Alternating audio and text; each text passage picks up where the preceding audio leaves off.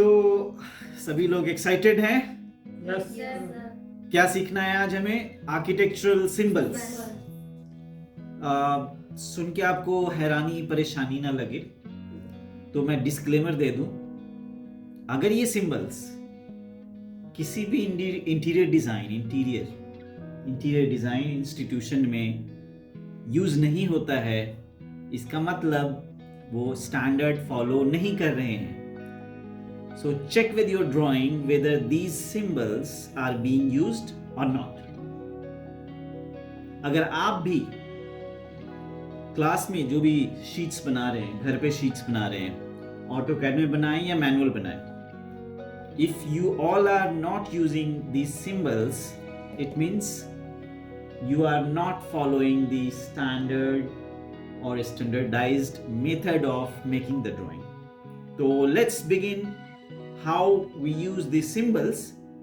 So पहले symbol से हम लोग स्टार्ट करते हैं. ये है एक सिंबल जिसमें एरो ऊपर की तरफ है, एक सर्कल है, एक लाइन राइट साइड को है और दो लाइनें ऊपर की तरफ गई हैं.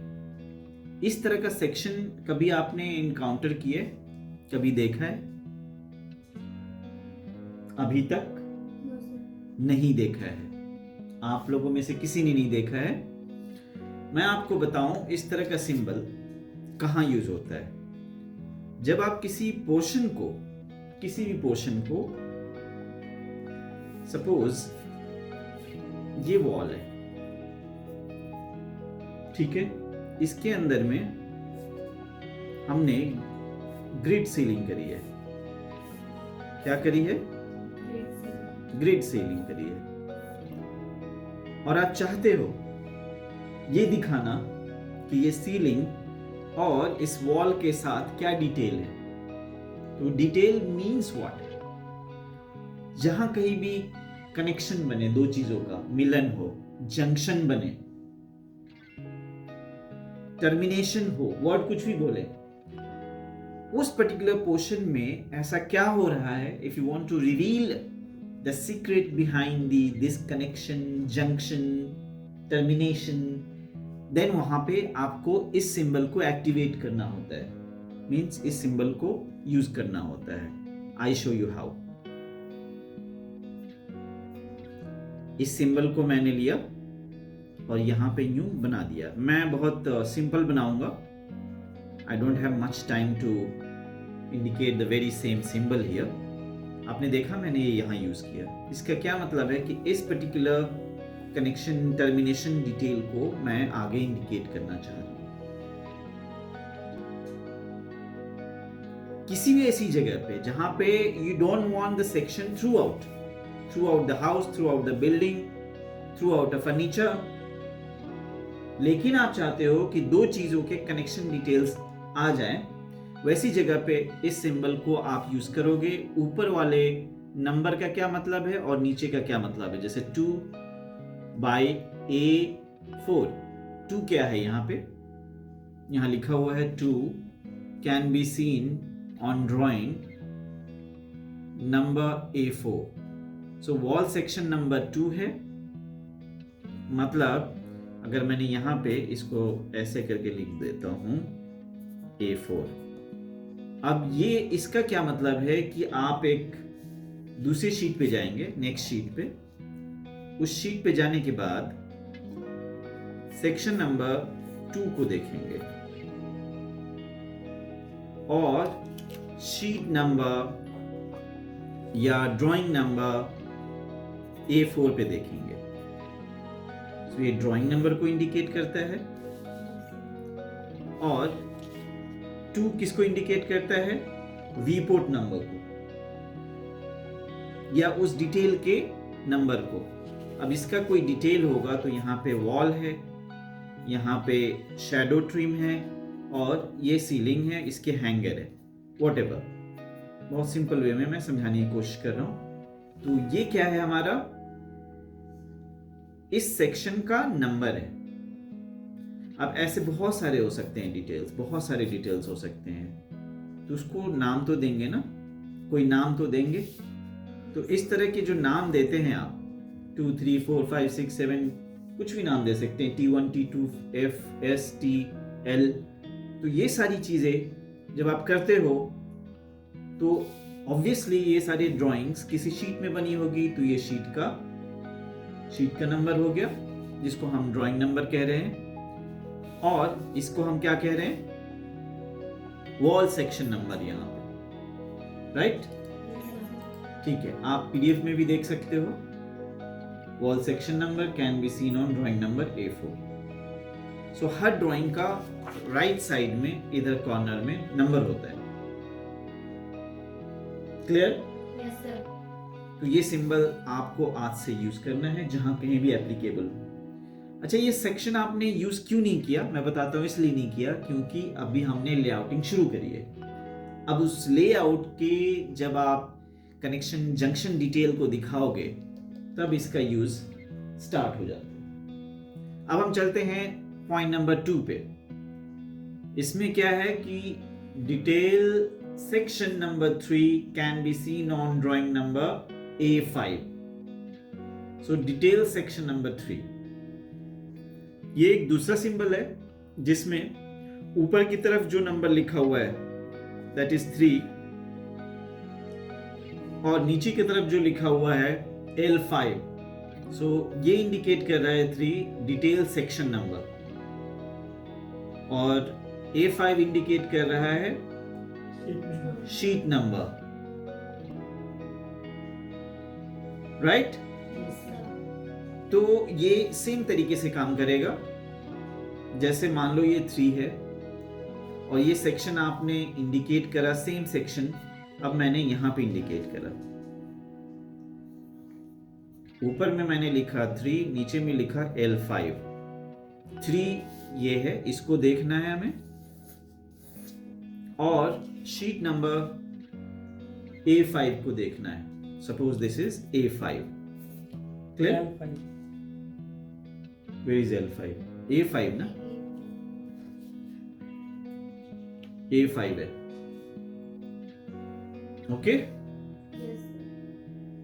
तो इस सिंबल में के अकॉर्डिंग चले तो L5 है, इज राइट। ठीक है, तो आप इसको समझ लें ये A होना चाहिए था। आप चाहें तो यहाँ L5 भी लिख सकते हैं यहाँ पे, नो प्रॉब्लम। क्लियर? सो ये दोनों सिंबल इंटरचेंजेबली यूज हो सकते हैं। Getting my point? इसमें डिफरेंस है। इसमें एरो के पॉइंटेड पोर्शन के साइड में ही आपको देखना होता है, मींस आप इधर ही देखोगे, राइट? लेकिन इस सिंबल के अंदर में कोई एरो नहीं है। एरो नहीं है means you are not restricted कि आप इधर देखो या इधर देखो। आप इधर का भी बना सकते हो और इधर का भी बना सकते हो। Getting my point? Yes sir. That's the only difference. Otherwise दोनों ही यूज किया जा सकता है डायरेक्टली। क्लियर? अब हम थर्ड पे चलेंगे। This is number 3, AA by A6। So building section AA can be seen on drawing number A6। अब ये फुल फ्लेज सेक्शन है। फुल फ्लेज सेक्शन क्या हुआ कि अब मैं इसको मान लेता हूं कि एक बिल्डिंग है। अब आप चाहते हो कि कंप्लीट सेक्शन दिखाएं, तो आप ये सेक्शन तो आपने बनाया है, आप इधर देखना चाहते हो, राइट? कंप्लीट देखना चाहते हो। सो this is full section. You remember types of sections? जिसमें हमने ये सीखा था कि एक फुल सेक्शन होता है, हाफ सेक्शन होता है, ऑफसेट सेक्शन होता है, जो प्राइमरीली बहुत ज्यादा यूज में है। इसके अलावा भी एक हमने वीडियो रिकॉर्ड करा जिसमें almost 10 different types of sections को हमने रिवील करा था उसमें। तो ये जो फुल सेक्शन वाली सिचुएशन है उसमें हम कैजुअली तो एरो ऐसे बना देते हैं, लेकिन ऐसे हो तो एक स्टैंडर्ड मेथड माना जाता है इसको। कैड में करेंगे तो अगर कंट्रोल 3 करके आर्किटेक्चरल सिंबल या एनोटेशंस के सेक्शन में जाएंगे आप, तो ये सारे सिंबल्स वहां रेडीमेड आपको मिलेगा। आप उसको ड्रैग करके ऑटोकैड के स्क्रीन में लाकर यूज कर सकते हैं। ये स्टैंडर्डाइज्ड मेथड है अब मैं आपको बताऊं कि इसका नुकसान क्या है। प्रॉब्लम ये होती है कि ये दिखता नहीं है ढंग से। कोई भी एनोटेशन, कोई भी सिंबल आपको ड्राइंग में सबसे पहले दिखने चाहिए। इसलिए देख रहे हैं ये डार्क होता है, आपका ध्यान सबसे पहले इस पे जाता है। So it should grab your attention. That is why it is made like this. Sections, whether the portion section or full section, it's the very basic fundamental part of your drawing. बिना sections के आप कुछ भी reveal नहीं कर सकते। If you have a plan and if you don't have section, आप reveal नहीं कर सकते Yes, sir. कि हो क्या रहा है वहां पे। So ये annotation standard हैं। क्या है ये? Annotation standard. Standard means क्या? क्या मतलब होता है कि कई बार क्या होता है, हमारी आदत, approach, lifestyle, way of thinking, ये सब ऐसी बनी हुई है कि हम हर चीज को ना कैजुअली करने लगे। तो ड्राइंग में भी चलो जी हम ऐसा ना करके ऐसा कर देंगे, चलेगा, ठीक है, लेकिन स्टैंडर्ड नहीं है। तो अब कोई पूछेगा भाई स्टैंडर्ड कहते किसे हैं? है क्या ये चीज? क्या होता है स्टैंडर्ड? कोई आइडिया कोई दिमाग में आ रहा होगा ना कि आप स्टैंडर्ड अपने अपने अपने अपने लिए सामान खरीदते हैं, आप मोबाइल खरीदते हो, ब्रांडेड खरीदते हो, क्या समझ के, क्या सोच के कि स्टैंडर्ड ले रहा हूं मैं। I am not taking some Chinese और सेकेंड क्लास और सेकेंड हैंड मोबाइल। इसका क्या मीनिंग है, आप बता सकते हो? Standard means, I tell you, standard का मतलब क्या होता है, जस्ट 2-3 वर्ड में ही है। Maintaining quality is called standard. Maintaining quality. So जब भी किसी चीज की आप क्वालिटी मेंटेन करेंगे तो आप कह सकते हैं कि I am following the standard. Got the point? Yes, sir. Okay. तो जब मैं सिंबल की बात कर रहा हूं, इन एनोटेशंस की बात कर रहा हूं, तो आप स्टैंडर्ड फॉलो करना चाहेंगे या non standard? You tell me. Standard. फायदा क्या होता है इसका कि चीजें फॉर्मल बनती हैं, कैजुअल नहीं कहलाता, इनफॉर्मल नहीं कहलाता। हमारे लिए जो हमारी ड्राइंग्स होती हैं वो हमारे लिए क्या है? डॉक्यूमेंट्स हैं। लीगल डॉक्यूमेंट्स के बारे में सुना आपने? उसमें क्लॉजेस लिखे जाते हैं, ये क्लॉज, वो क्लॉज। उन क्लॉजेस के परे दूसरा पार्टी कुछ नहीं कर सकता। इसी तरीके से हमारे लिए भी ड्राइंग्स क्या है? एक डॉक्यूमेंट है, और उस डॉक्यूमेंट में अगर स्टैंडर्ड चीजें यूज करते हो तो आने वाली जनरेशन के लिए कन्वेंशन है। जो हम आज सीख रहे हैं ये कन्वेंशंस बने हुए हैं। अब कन्वेंशंस में चीजें एक दूसरे से एक्सचेंज होती है, इंटरनेशनल चीजें इंडिया में आती है, कुछ इंडियन चीजें बाहर जाती हैं, वो भी स्टैंडर्डाइज्ड हो जाती हैं। मैं ओवरऑल बात कर रहा हूं, क्लियर? अब हम बात करेंगे इसकी। इसको कहते हैं हम लोग मेन ऑब्जेक्ट लाइन। जब आप ड्राइंग बना रहे हैं, फॉर एग्जांपल इस ड्राइंग के अंदर में ये जो वॉल लाइन है, इसको हम कहेंगे मेन लाइन। ड्राइंग का जो भी पार्ट है वो सब मेन लाइन होता है। अब मेन लाइन में भी मैं आपको बताऊं, आपने जब भी कोई ड्राइंग बनाया होगा, ये आजकल के सिस्टम में लोगों को नहीं पता, रोटरिंग पेन हुआ करता था किसी टाइम में, रोटरिंग। उस रोटरिंग पेन में 0.2, 0.3, 0.5, 0.7 बहुत सारे इसके थिकनेस के उसके पॉइंट्स मिलते थे। कहाँ पे आपको थिक लाइन लेनी है, कहाँ पे थिन लाइन लेनी है। For example wall thick line रहेगी सीलिंग से या फ्लोर से। Getting my point? Yes, sir. So both of them are main lines. Ceiling line is also main line. This is also main line. So anything which is part and parcel of the drawing is the main line. But thickness may vary. Wall should always be darker, thicker than the floor or the ceiling. So आपको prioritize करना होता है कि किसको, अगर suppose you have 3 types, 0.3, 0.5, 0.7. So सबसे ज्यादा thick wall को रखा, उसके बाद फर्नीचर को रखा, उसके बाद फ्लोर।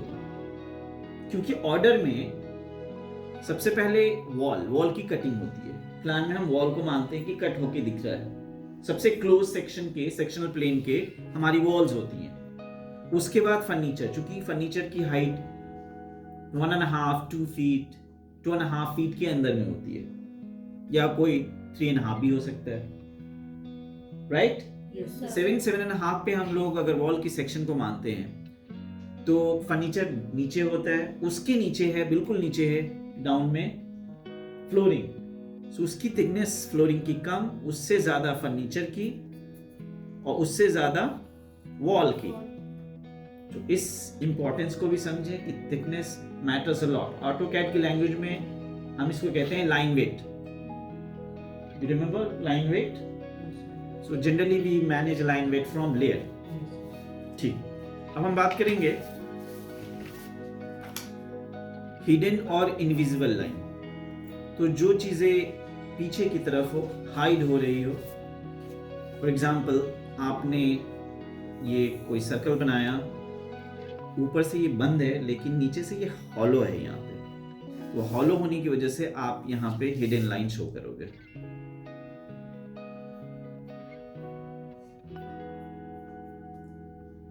इससे इंडिकेट ये होता है कि ये सिलिंड्रिकल शेप ऊपर से कैप्ड है लेकिन अंदर में ये हॉलो है। कैसे रिवील करा हमने? हिडन लाइन से। This is one of the most important tool in the hand of a designer. नहीं तो हर बारी आपको सेक्शन कट करना होगा रिवील करने के लिए कि अंदर क्या हो रहा है। अगर आपने जस्ट हिडन लाइन से शो कर दिया, थ्रू आउट ये कट है लेकिन ऊपर में कैपिंग है, तो देखो कितना आसान हो गया। एक ही ड्राइंग में आपने रिवील कर दिया कि नीचे की तरफ जाके ये हॉलो है। Getting my point? Yes, sir. चलिए अब आगे हम सीखते हैं दिस लाइन।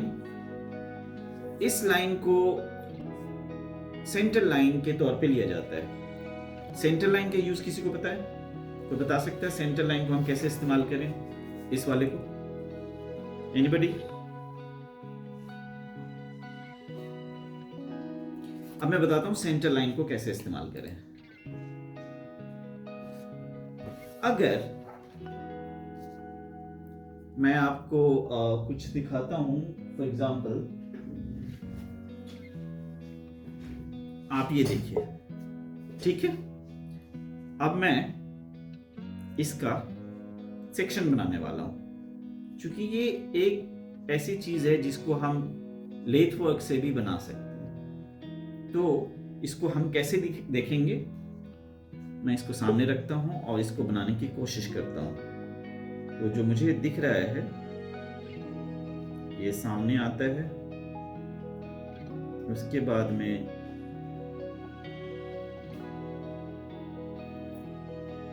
ऐसे है ये और ऐसे है ये लिड वाला पार्ट है और ये नीचे वाला पार्ट है। अब इसकी जो डेप्थ है वो लूंगा मैं, लगभग यहां तक लूंगा मैं। उसके बाद यहां पे मैं CL ड्रॉ करूंगा। अब this CL is like this.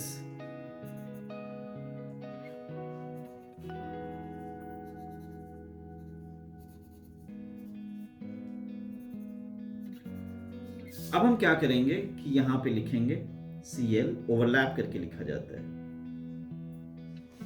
If you have pencil,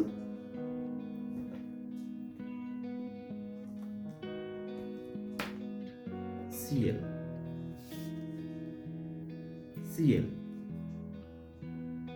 means हमने 50% तो बनाया इधर, 50% इस साइड में कवर होगा, राइट? Yes, sir. या हम कॉलम को पोजीशन कर रहे हैं और हम चाहते हैं कि दोनों एक साथ एक लाइन में पोजीशन हो। अब इधर ज्यादा इधर कम ना हो, then you need to take the help of CL। ज्यादातर राउंड चीजों में आप ऐसी चीजों में CL देखते हो, सेंटर लाइन।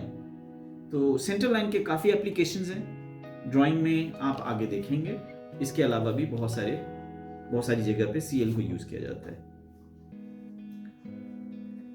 तो सेंटर लाइन को हमने ऐसे इंडिकेट किया। अब हम बात करेंगे डायमेंशन लाइन की। डायमेंशन लाइन आपको पता ही है कि कई बारी बच्चों को ये नहीं पता होता कि ये जो लाइन है किसी ऑब्जेक्ट को हमें इंडिकेट करना है, तो हमने ये एक्सटेंशन लाइन लिया, extension.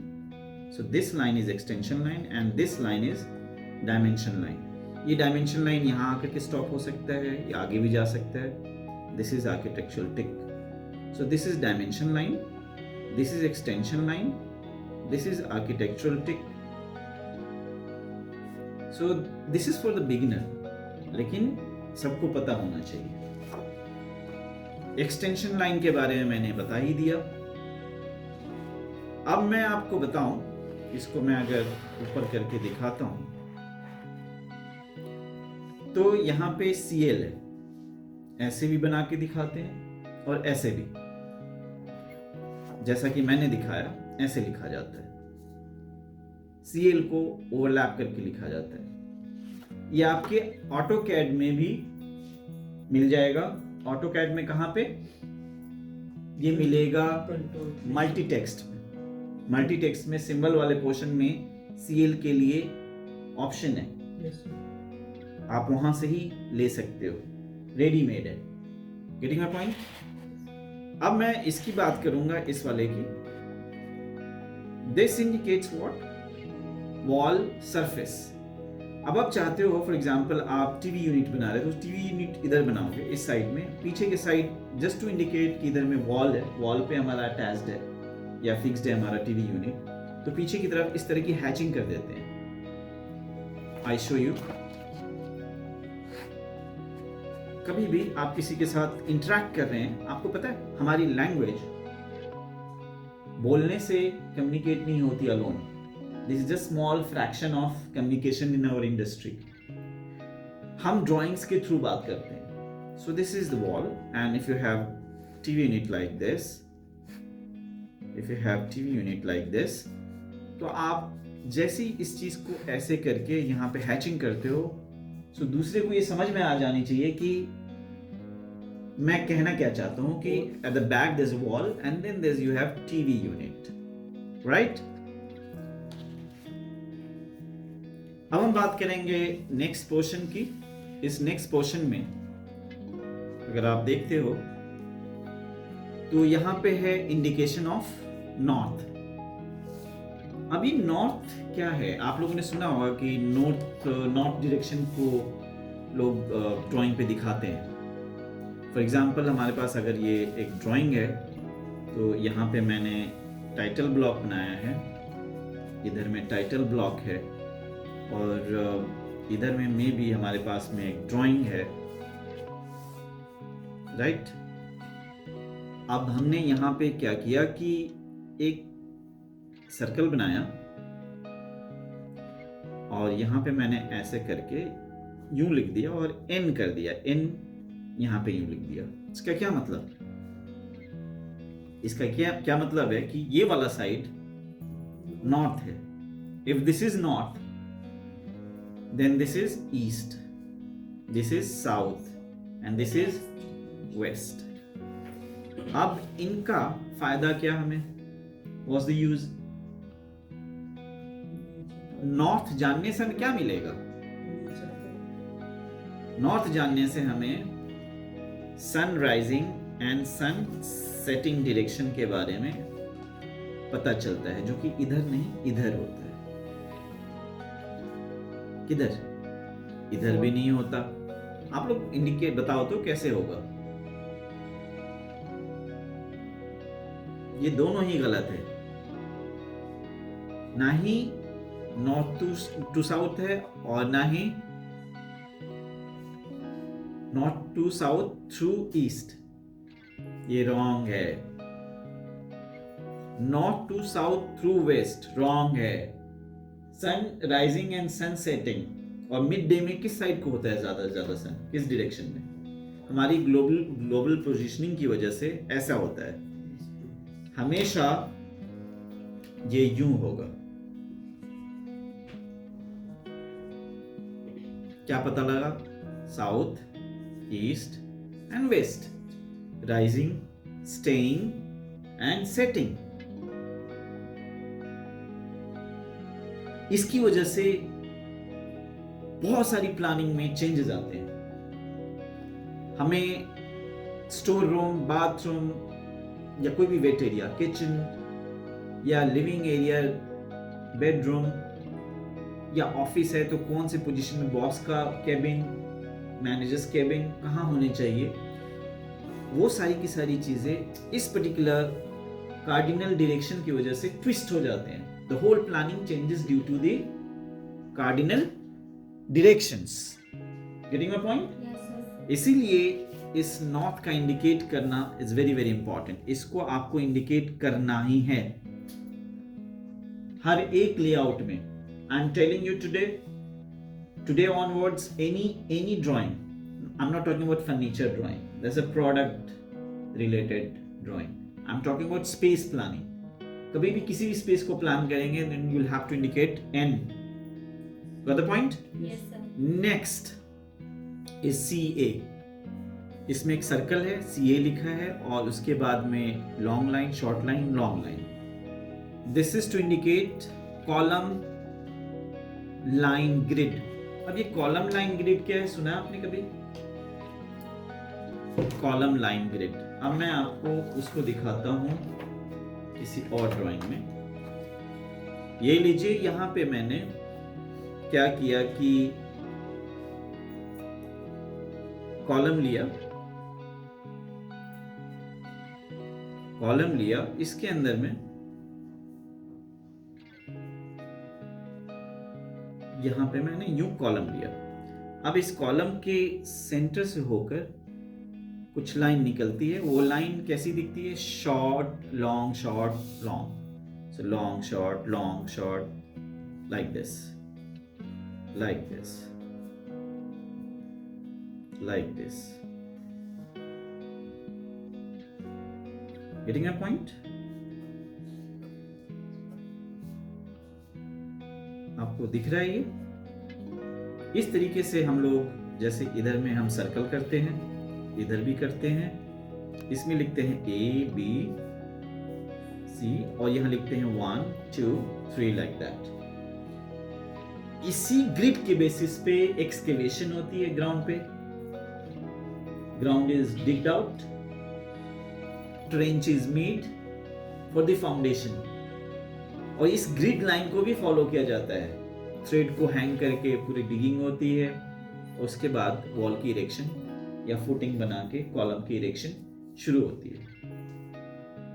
So this is one of the most important planning tool in the hand of a designer to have column line grid.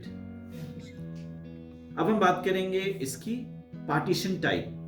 अगर आपके ऑफिस में, मान लो आपका ऑफिस है जहां पे, मैं इसको ऐसे दिखाता हूं कि आपके पास में कोई स्पेस है जिसके अंदर में एक पार्टीशन यहां है, दूसरा पार्टीशन यहां है,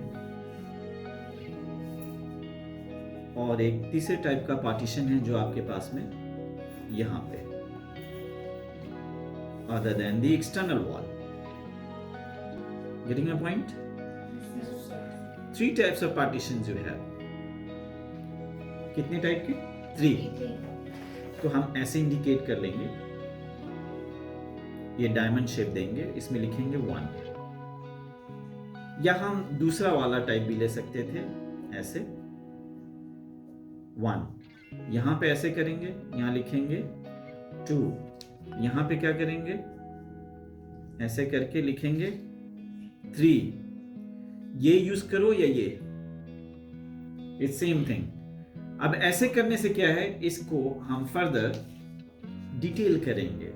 1 नंबर, उसका सेक्शन ऐसे है, इसमें हमने देखा कि ये स्टड है, रनर है, अब कील है, उसके साइड में जिप्सम बोर्ड है। दूसरे टाइप में हम देख रहे हैं कि ये सिंपली ग्लास है और इसमें एल क्लिप लगा हुआ है ग्राउंड में और इधर सीलिंग में। सो किसी भी पार्टीशन को एक ही स्पेस में कई तरह के पार्टीशन हो सकते हैं डिफरेंट मटेरियल में, तो आपको इंडिकेट करना होता है एक सिंबल से कि refer this particular partitions detail on one. So इस वन को एनसर्कल कैसे करें, या तो इस सिंबल से या इस सिंबल से, इस वाले सिंबल से या इस सिंबल से। Hope you have understood this. Okay, next अब हम बात करेंगे इसकी। इसमें आप देखेंगे अगर आप तो ये एक हेक्सागोनल शेप है। हेक्सागोनल है, यस। इसके बीच में लिखा हुआ है ए। तो जब आप किसी स्पेस को प्लान कर रहे होंगे, फॉर एग्जांपल यहाँ पे विंडो है और एक विंडो यहाँ पे भी है, लेकिन यहाँ पे साइज अलग है, स्टाइल अलग है, तो आपने यहाँ पे जो बनाया है इसका साइज या टाइप या स्टाइल या कुछ भी अलग है एक दूसरे से। तो यहाँ पे हम क्या करेंगे कि ऐसे हेक्सागोनल शेप बनाएंगे। कैसा शेप, किस शेप में, और यहाँ पे लिखेंगे W1। और इस पूरे स्पेस में W1 टाइप के कई विंडोज हो सकते हैं, तो सबका डिटेल एक ही हुआ। जब शेड्यूल बनाएंगे तो ये इंडिकेशंस हम देते हैं। Then W1। अब यहाँ पे हम क्या करेंगे W2, क्योंकि ये टाइप अलग है, हो सकता है मटेरियल अलग है। सपोज ये वुडन है और ये हमारा एल्यूमिनियम में, तो ये टाइप अलग हो गया। हो सकता है सेम टाइप का विंडो यहां भी बना हुआ है, तो यहां पे भी हम ऐसे करेंगे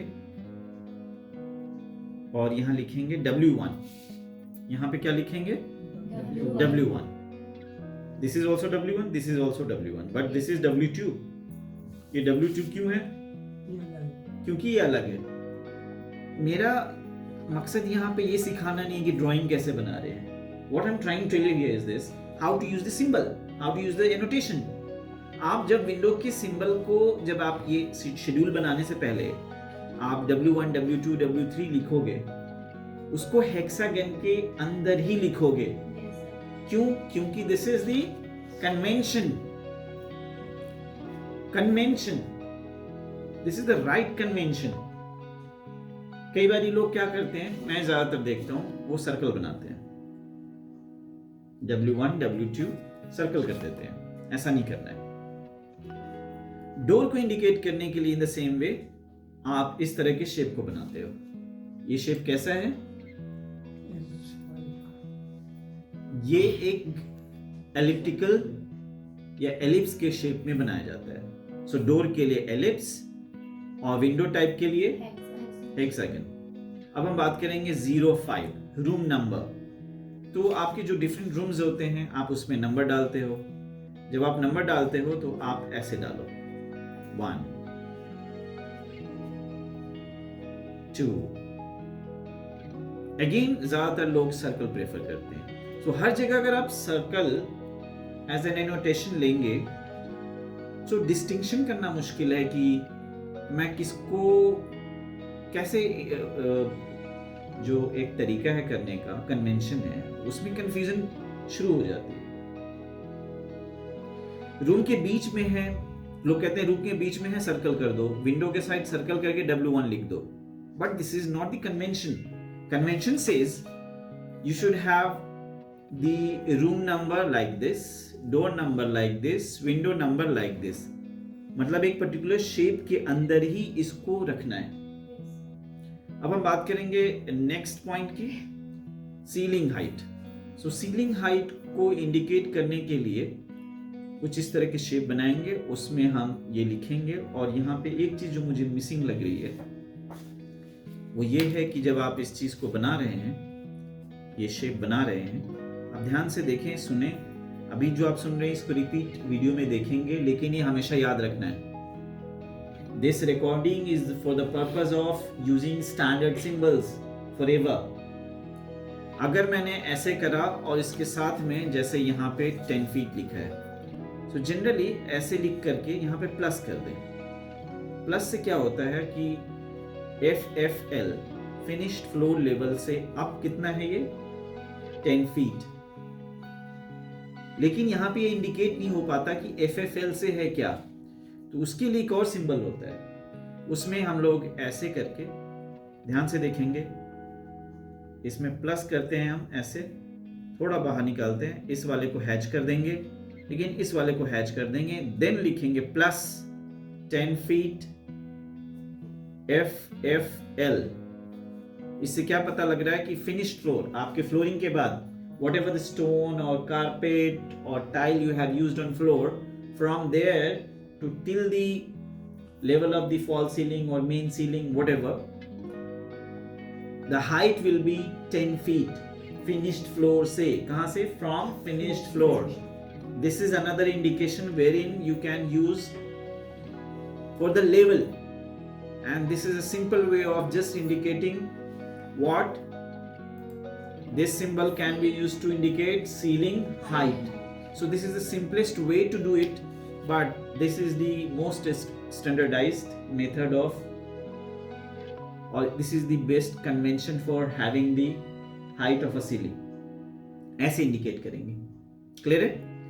अब हम आगे बढ़ेंगे।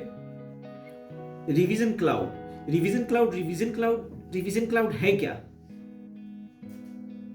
ये है क्या? मैं बच्चों को जब कन्फ्रंट करता हूं उनके क्वेश्चंस, रिवीजन क्लाउड तो आप यूज ही नहीं करा रहे हो, you are not asking us to use revision cloud. Hold, have patience, few more minutes. So revision cloud हमने तो यूज ही नहीं किया। हाँ, यूज नहीं कर पाते हैं। क्यों नहीं कर पाते मैं बताता हूँ। मानो कि आपने ये ड्राइंग बनाई और मैंने ये, देखिए ध्यान से, ये मैंने यूं किया, यूं करने के बाद यहाँ पे देखिए ऐसे बना हुआ है, मैंने भी बना दिया।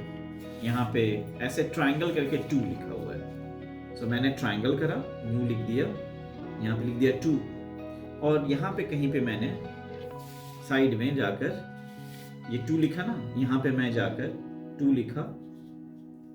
This window to be made in aluminium with 6 inches thickness THK। जब मैंने ये ऐसे कमेंट कर दिया, तो ऐसा होता है कि ये revision cloud, from name it's quite obvious, you need to revise this portion, you need to revise this portion. अगर आप मैनुअली कर रहे हो तो ये रिवीजन क्लाउड किसमें बनेगा? रेड पेन से हमें करना होगा। किस पेन से? रेड पेन से।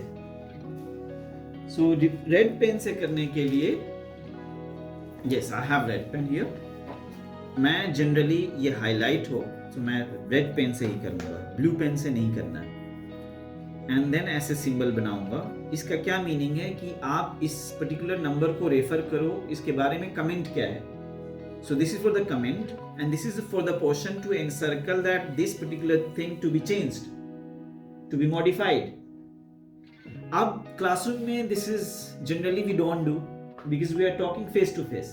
ये generally official channel में होता है, companies में होता है, because one company is sitting in London, another is in New York, a third is in Delhi.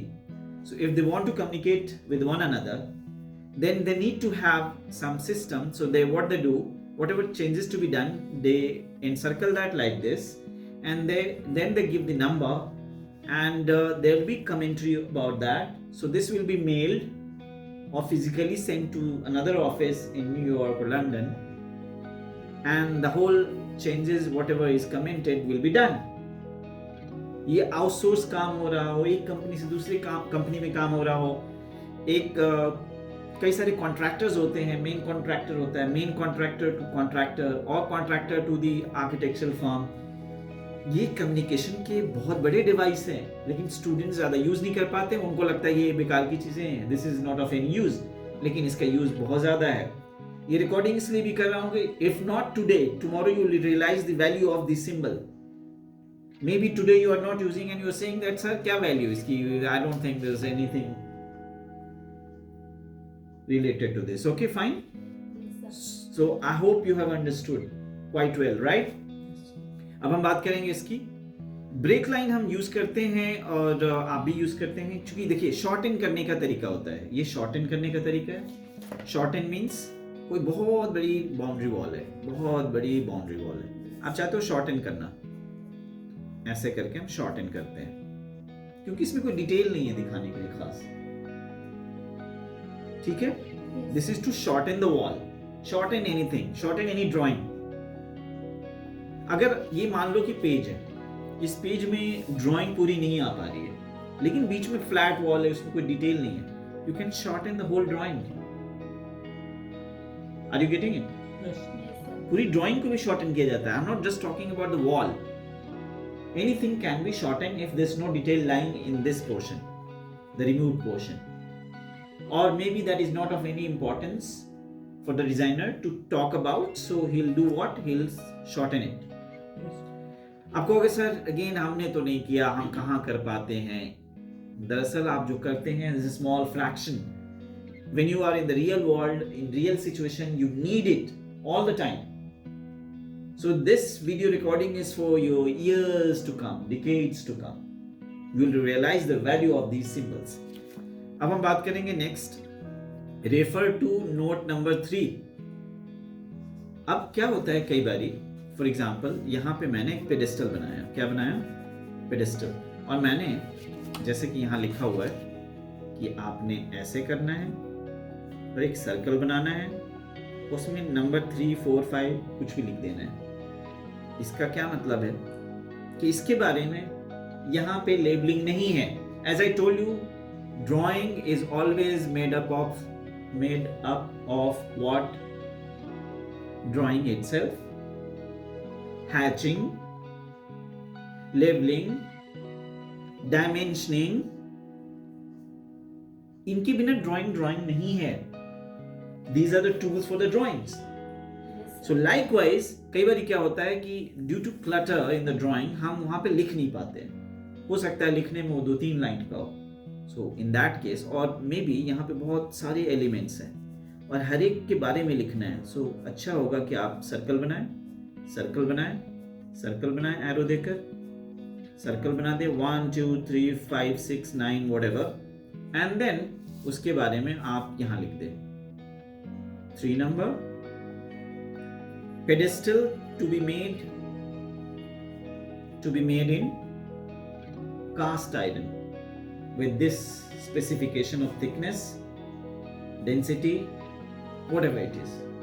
Getting my point? Yes, sir. So आपने देखा कि हम जब इसको यूज करते हैं इस सिंबल को, so it refers what? Note number. आप इस पर्टिकुलर सिंबल से क्या समझेंगे कि 3 नंबर के नोट को देखें। आप कहोगे सर नोट क्या है? नोट कुछ आप लोग जब अब बोलेंगे ही नहीं तो मुझे कैसे पता लगेगा whether you know or not? Note आप समझते हैं? नोट इवन बुक्स में होता है, बहुत सारी चीजों में, बचपन से आप देखते हैं किसी चीज के बारे में बताने के लिए वहां नंबर कर दिया जाता है और उसके बारे में डिटेल लिख दिया जाता है। Yes, sir. So note is also part and parcel of your drawing. Every formal drawing will have note. Yes, sir. For example, wall के बारे में जैसे हमें नोट देना हो तो हमने वॉल पे नंबर दे दिया ऐसे, और वहां उस नंबर के आगे लिख दिया 9 inches consistent wall in RCC। 4 number में हमने फिर से लिखा 9 inches wall in brick। फिर हमने 5 नंबर लिखा 9 inches wall in maybe cement block। तो सिर्फ नोट में यही नहीं, नोट में बहुत सारी चीजें लिखी जाती हैं। किसी किसी ड्राइंग में तो almost 20% part of the whole drawing is filled with note, क्योंकि वहां नोट की रिक्वायरमेंट ज्यादा है। So writing note in a drawing is again part and parcel of formal drawing. जब आप फॉर्मल ड्राइंग ही नहीं बना रहे हैं, if you are studying in Dhelaram institute with the Dhela people, so they throw Dhela on you,